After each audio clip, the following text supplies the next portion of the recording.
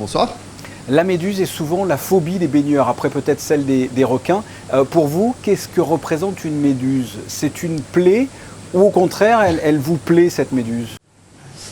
Alors la méduse, évidemment, nous en tant que biologistes, c'est un peu ambivalent. D'un côté, c'est un animal qui est assez fascinant parce que c'est un animal qu'on a du mal à comprendre, qui a vraiment des particularités spécifiques et voilà, et qu'on trouve magnifique. Clairement, il y a plein d'espèces de méduses, mais dont certaines sont vraiment très belles. Et on a aussi forcément ce côté, voilà, les méduses ça pique, c'est gênant, c'est embêtant. Donc on est partagé entre les deux aspects, mais c'est sûr qu'ici au musée océanographique, on est plutôt sur le côté, regardez, ce sont des animaux fascinants. Est-ce que la méduse a une utilité dans les océans? Alors en fait, la méduse, comme tous les animaux de l'océan, dans un système équilibré, oui, participe à la vie de l'écosystème marin. Elle dérive par les courants, donc elle capte éventuellement des poissons qui seraient malades ou morts pour se nourrir. Elle a un vrai rôle, elle nourrit aussi, en fait c'est un maillon de la chaîne alimentaire puisqu'elle nourrit certains animaux, notamment les tortues, et elle se nourrit d'autres animaux. Elle a vraiment une place à part entière et une utilité dans l'écosystème, oui. Vous pouvez nous expliquer le phénomène des méduses qui s'échouent comme ça sur le bord de mer? Alors en fait, le fait qu'elles s'échouent, c'est qu'elles sont mortes, clairement, mais avant d'être mortes, évidemment, elles étaient vivantes dans les eaux proches de la côte.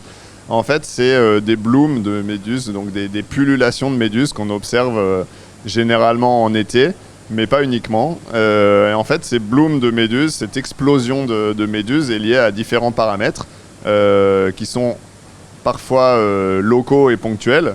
Donc c'est l'augmentation de la chaleur, les chaleurs avec l'été. Ça peut être les courants, les vents, voilà, des choses qui font que les méduses arrivent à ce moment-là. Et il y a des phénomènes de plus grande ampleur, globaux ou au moins à l'échelle de la Méditerranée, puisque le développement des méduses est favorisé par la pollution, est favorisé par la disparition de certains poissons et donc l'abondance de nourriture pour elles. Voilà, il y a plusieurs phénomènes. En tout cas, effectivement, on observe de plus en plus de méduses. Mais en fait, je dirais qu'on en observe de plus en plus souvent au cours de l'année. On a toujours eu des étés à méduses, c'est pas tellement nouveau. Ce qui est plus nouveau, c'est le fait d'en avoir presque tout au long de l'année maintenant. D'accord. Et ça, vous expliquez ça par rapport à le fait qu'il y en ait plus sur le littoral, que je comprenne bien, c'est par rapport à la chaleur, la qualité de l'eau. Quelle est l'explication du fait que toute l'année, maintenant, on voit des méduses sur le bord? Alors en fait, tout est lié. Le fait qu'il y ait plus de méduses, les méduses sont clairement le signe d'un dérèglement de la mer Méditerranée, mais pas uniquement. Il y a des explosions de méduses dans tous les océans du monde. Pour ce qui concerne Monaco et les environs, c'est effectivement le signe d'un dérèglement au niveau de l'équilibre de la Méditerranée. Donc lié à la pollution, clairement, lié à l'augmentation des températures aussi, et du coup peut-être que avant la température était chaude pendant l'été et vraiment plus froide le reste de l'année. Maintenant, le fait que les températures soient chaudes plus longtemps avant et après l'été favorise leur développement et fait qu'on les retrouve plus souvent au long de l'année.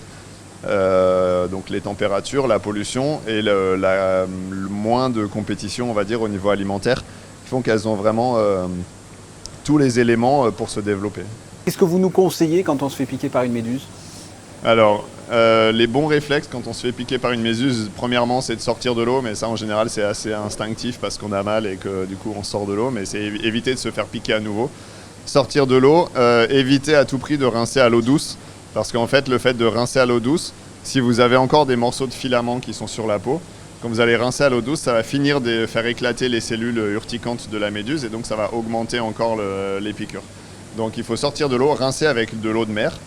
On peut éventuellement enlever les restes de filaments qui piquent avec un objet rigide, une carte de crédit, une carte, quelque chose de rigide pour vraiment frotter la peau.